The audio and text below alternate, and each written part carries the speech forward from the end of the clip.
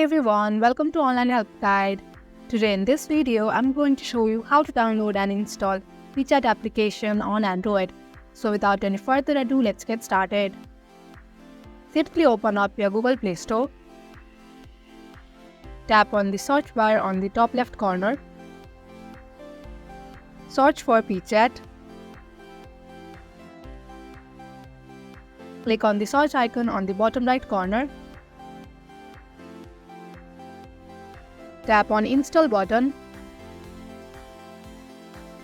Wait for the installation. Once the installation is completed, simply tap on Open.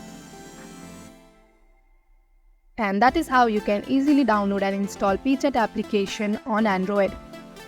Thank you for watching Online Help Guide. Hope this video was helpful. If it was, hit the like button and comment below your questions and feedback.